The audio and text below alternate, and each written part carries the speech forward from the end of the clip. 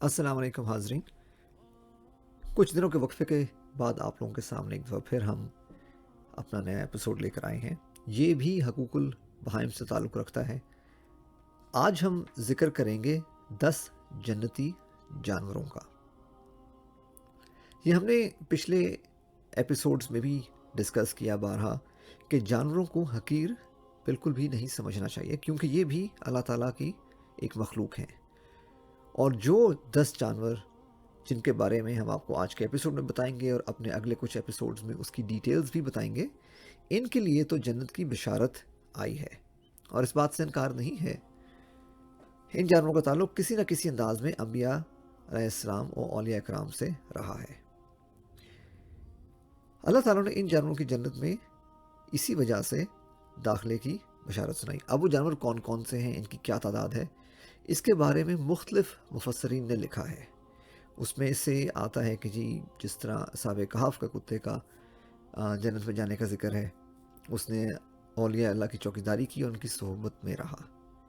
اسی طرح باقی جگہوں سے جو مختلف معلومات اکٹھی کر کے پتہ چلتا ہے، ان میں سے سب سے پہلے حضور پاک صلی اللہ علیہ وسلم کی اونٹنی کا ذکر آتا ہے۔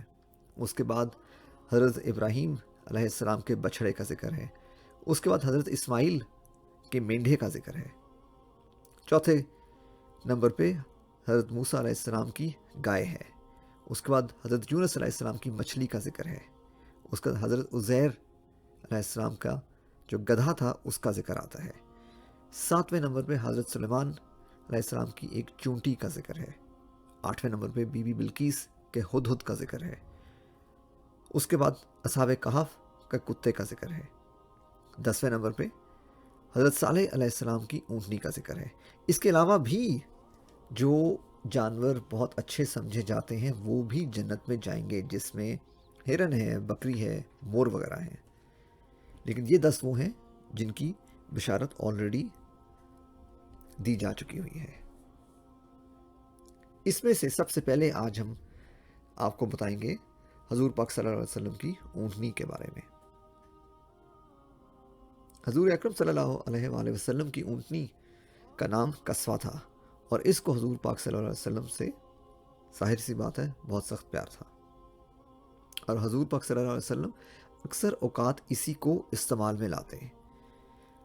جب حضور پاک بیمار ہوئے تو یہ اونٹنی بھی بیمار پڑ گئی، اور جب حضور پاک اس دنیا سے تشریف لے گئے اور پردہ فرما گئے تو اس وقت یہ اونٹنی بھی اسی دن مر گئی، یعنی کہ وہ یہ غم برداشت نہ کر سکی حضور پاک کے جانے کا، اور یہ بھی ناقابل برداشت تھا کہ اب اس کے اوپر حضور پاک کے علاوہ کوئی دوسرا بیٹھے اور سواری کرے۔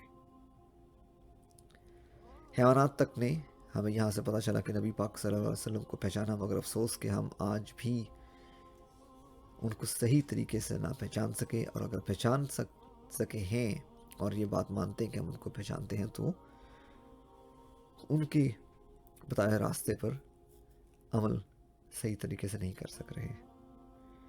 اچھا، یہاں اس سے واقعے سے ہمیں پتہ چلتا ہے کہ اونٹنی کو یہ اعزاز حضور پاک صلی اللہ علیہ وسلم کی قربت کی وجہ سے ملا کہ وہ جنت میں جائے گی۔ اسی طرح باقی جو جانوروں کے بارے میں بتائیں گے وہ بھی ان کا تعلق بھی اسی طریقے سے ہے۔ جو ہمارا اگلا جانور جس کے بارے میں ہم آپ کو بتائیں گے وہ حضرت ابراہیم علیہ السلام کا بچھڑا تھا۔ قرآنی آیات میں حضرت ابراہیم کے واقعے کا ذکر کچھ اس طریقے سے آتا ہے کہ اللہ نے فرشتوں کو حضرت ابراہیم کو اولاد کی بشارت دینے کے لیے بھیجا، کیونکہ حضرت سارہ سے اولاد نہ تھی، اور خواہش تو تھی مگر بڑھاپا بھی تھا، تو اس خوشخبری کے لیے کہ اولاد بھی ہوگی اور ہوگی بھی نرینہ۔ اب یہ فرشتے، اور اس میں کوئی اختلاف زیادہ نہیں ملا کہ جو 3 فرشتے تھے وہ حضرت جبرائیل، میکائیل اور اسرافیل تھے۔ یہ لڑکوں کی شکل میں حضرت ابراہیم کے پاس یہ بشارت لے کر آئے۔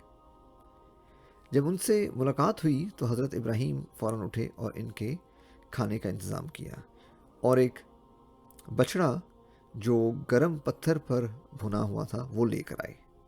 اصل میں حضرت ابراہیم اب بھی تک یہ نہ پہچان سکے تھے کہ یہ فرشتے ہیں۔ جب ان کے آگے کھانا رکھا تو انہوں نے اس کو کھانے سے انکار کیا اور ہاتھ آگے نہ بڑھایا۔ تو حضرت ابراہیم تھوڑا سا گھبرائے اور کچھ کہا جاتا ہے کہ خوف محسوس کیا۔ اس زمانے کا دستور یہ تھا کہ جو کسی کے ساتھ دشمنی کرتا تو اس کے ہاں کھانا وغیرہ نہ کھاتا تھا۔ تو یہ انہوں نے محسوس کیا کہ شاید یہ میرے کوئی دشمن ہے۔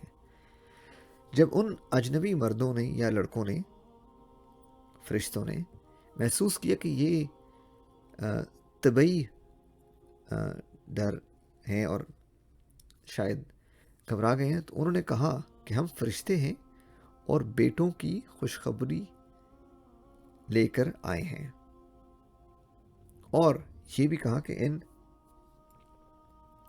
فرشتوں نے کہا کہ ہم بغیر قیمت ادا کیے کھانا نہیں کھائیں گے۔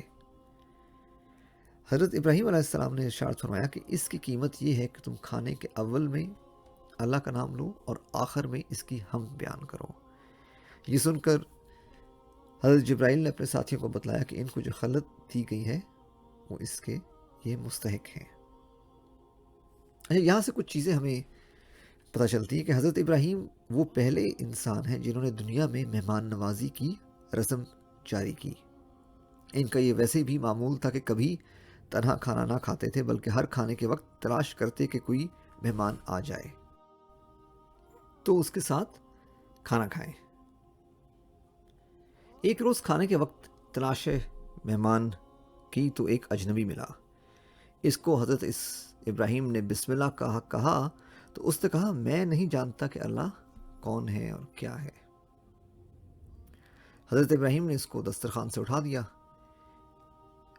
کچھ دیر بعد حضرت جبرائیل آئے اور کہا کہ اللہ فرماتے ہیں کہ ہم نے تو اس شخص کو باوجود شرک و کفر کی ساری عمر رزق دیا ہے، اور آپ نے ایک لقمہ دینے سے انکار کیا۔ یہ سنتے ہی حضرت ابراہیم اس کے پیچھے دوڑے، اس کو واپس بلایا۔ وہ شخص بڑا حیران ہوا کہ ابھی تو خود اٹھایا تھا اور پھر بلا لیا ہے۔ جب حضرت ابراہیم نے واقعے کا بتایا تو اس پر بڑا اثر ہوا۔ حضرت ابراہیم نے بتایا کہ حضرت جبرائیل آئے تھے، اللہ تعالیٰ نے یہ فرمایا۔ یہ سن کر اس بندے پہ اس کا بڑا اثر ہوا اور کہنے لگا کہ اچھا، تمہارا رب اتنا کریم ہے کہ میرا بھی خیال رکھا باوجود اس کے کہ میں کفر میں تھا۔ کچھ سوچ بچار کے بعد وہ شخص مسلمان ہو گیا اور بسم اللہ پڑھ کر کھانا کھایا۔ اس واقعے سے یہ ثابت ہوا کہ صحبت اہل اللہ بھی بہت بڑی چیز ہے، اور کچھ پتہ نہیں چلتا کہ کچھ لمحوں کی رفاقت کسی کو جنت میں لے جائے۔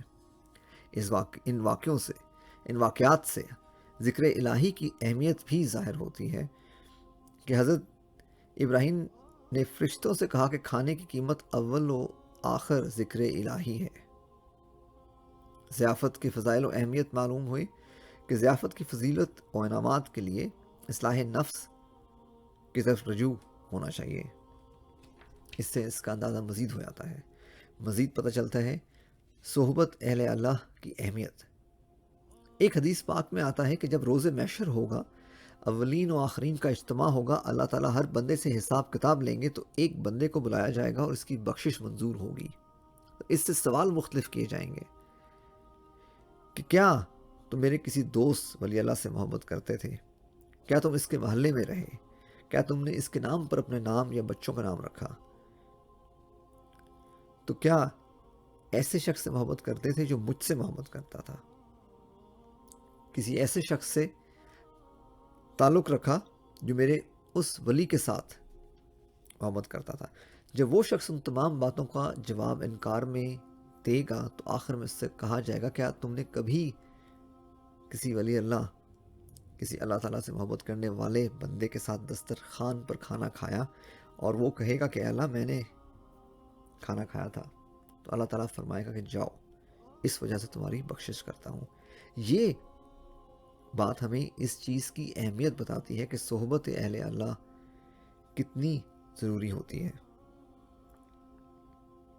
ہم آج کے اس ایپیسوڈ میں جو 10 جانوروں کا شروع میں بتایا، اس میں سے پہلے 2 کے واقعات کے بارے میں آپ کو بتایا کہ ان کی جنت میں جانے کی وجہ کیا بنی، جس میں حضور پاک صلی اللہ علیہ وسلم کی اونٹنی تھی اور حضرت ابراہیم کا وہ بچڑا تھا جس کو انہوں نے فرشتوں کے لیے جو ان کے پاس آئے تھے بشارت لے کر اولاد کی، ان کو پیش کیا کھانے کے لیے۔ اپنے اگلے کچھ ایپیسوڈز میں باقی 8 جانوروں کا ذکر ہم کریں گے جن کی بشارت جنت کے لیے ہوئی ہیں۔ چینل کو کائنڈلی سبسکرائب کریں، آپ کو مزید ایسے واقعات ملتے رہیں گے، اور اگر پسند آئے تو اپنا فیڈ بیک دیں۔ شکریہ۔